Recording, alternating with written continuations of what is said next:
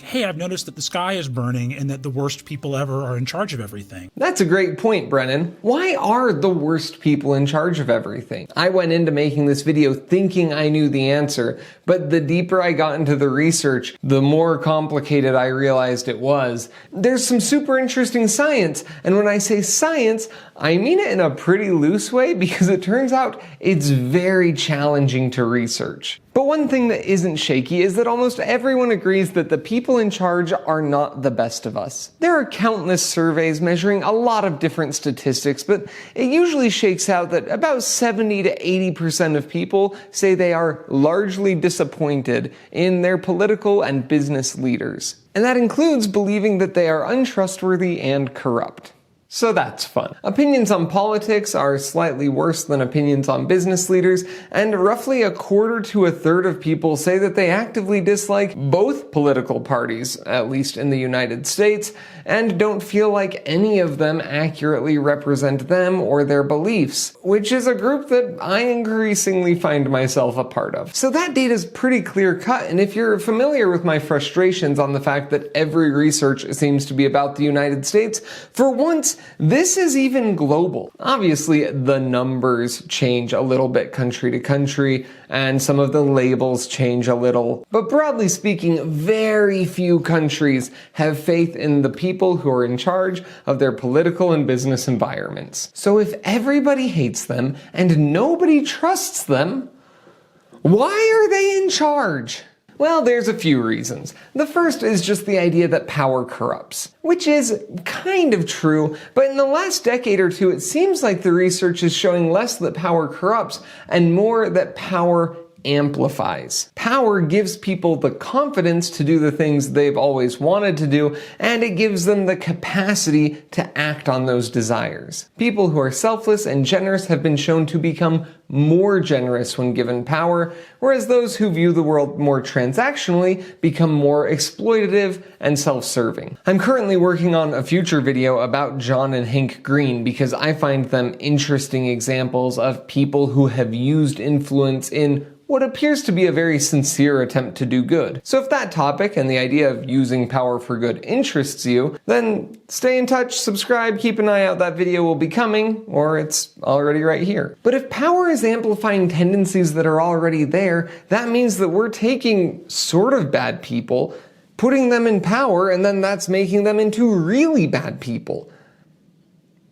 Which is bad. So again, why do we keep putting them in charge? If you asked me this before I started researching it, I would have told you the dark triad. And I would have been sort of right. The dark triad is a term that collectively refers to three antisocial personality traits, the first being narcissism, a belief that you are superior to others and more important than them. The second being psychopathy, a lack of empathy towards others, and the third being Machiavellianism, which is manipulativeness and an indifference towards morality when it comes to getting what you want. These traits are present in basically every human to some degree, running along a spectrum. At least in Western media, we've developed a bit of an obsession with these traits, often portraying characters in movies and TV shows as abnormally high on the dark triad in order to make them cunning and edgy and morally gray.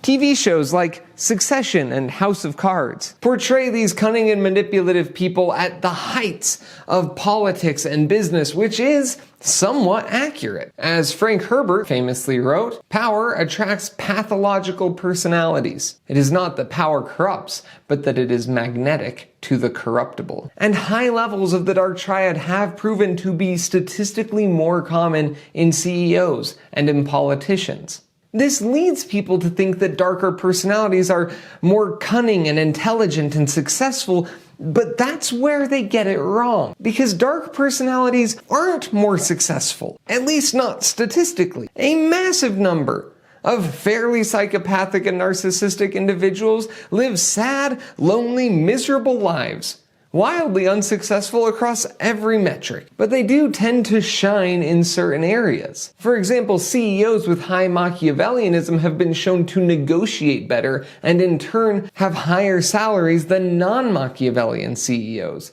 And that actually carries down where their teams tend to also get paid better. Because Machiavellianism is kind of focused on winning. And if you start to see your team as part of that winning, you're going to negotiate better salaries for them as well. But as a whole, it isn't that people with high dark triad personality types are more successful or have any advantage in life. It's just that they are overrepresented in positions of power compared to non-dark personalities. To explain this, let's look at a hypothetical group of 100 people who could all run for President of the United States. They all qualify and they all have the means to do so. Imagine, for convenience sake, that 20 of these people have dark personalities, meaning they have higher than average dark triad traits, not pathological or clinical levels, just higher than average. To become the president, you have to overcome a handful of concerns. First, you have to ask yourself, would I be a good president? And you have to believe that the answer is yes. So let's get rid of all the people who would say no. Well, people with high narcissism, the belief that they are superior to others,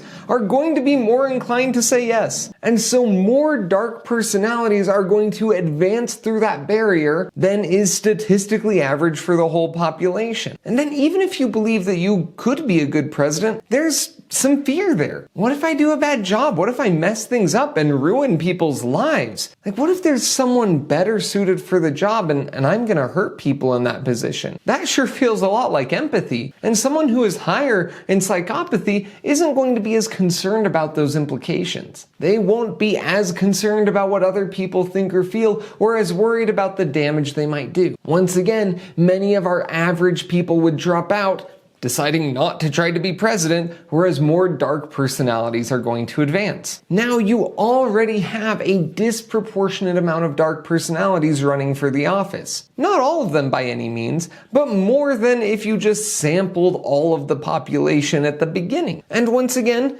there's another hurdle. Sure, you might now want to run for the office, but can you actually obtain the office? And surprise! A slightly more Machiavellian person who's willing to be a bit more manipulative and knows how to manipulate well is going to be more likely to play the game well and win the race. And we could keep going into other examples, all of which individually are pretty small, like how one symptom of increased psychopathy is fearlessness, or how narcissists are more likely to take big risks and gambles. Both of those traits can get you in huge trouble, but they can also pay off big. And survivorship bias means that we only see the examples of the people who took big risks and had it pay off, and we never hear about the psychopathic narcissists who gambled big and lost. At the bottom line, to end up in a position of power, as Brian Klaus put it so well, you first have to seek power. Then you have to be able to obtain power and maintain power. Elevated levels of the dark triad make you more likely to desire power in the first place, and a willingness to push a little harder, take bigger risks, and potentially hurt others in the process makes it so those people are also more likely to both obtain and maintain power, at least compared to the average. And there's one last important element when it comes to things like running for office and becoming a CEO, which is that it is costly. It takes a lot of money or time or sacrifice or all three. So most people won't do it unless there's a payoff at the end that makes all that sacrifice worth it. There has to be an element of personal gain. CEOs obviously get a big paycheck, but a good politician shouldn't be gaining that much from their position. Emphasis on shouldn't, because they absolutely do. That's why you have so many people running for office when they have a conflict of interest in a specific industry that they want to manage regulation for, or so that they can make money in a variety of other ways. Because if you run for office without an ulterior motive, you stand to lose a lot and gain very little. That is why theoretically it is a civil service. You are serving theoretically. So when you put this all together, you take an already skewed selection pool, add that to a system that incentivizes cutthroat behavior. And of course, you're going to get a disproportionate amount of self-serving people because they're the only ones who stand to gain from getting elected. And I know now you're thinking, well, Dallin, what do we do about it?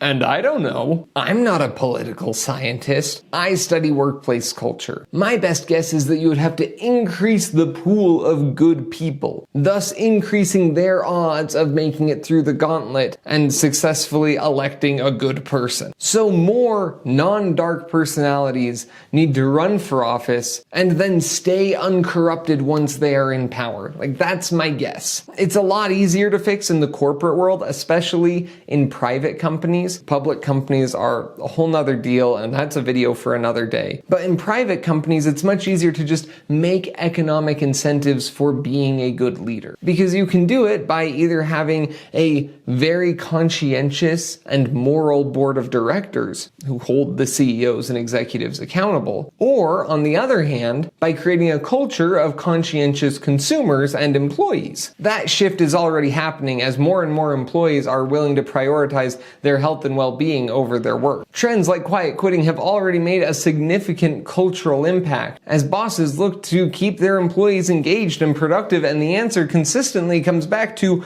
well, then treat the employees better. It then becomes economically advantageous to treat the employees better, so they do. When we make the right thing and the profitable thing the same thing, we can just incentivize the problem away. But this video is already so long by my standards, so we'll dive into that deeper later. If you're interested in this topic, years ago, back when I was young and unbearded, I made a video about our collective obsession with narcissists, and you can watch that right here. Now get out there and make the world a better place.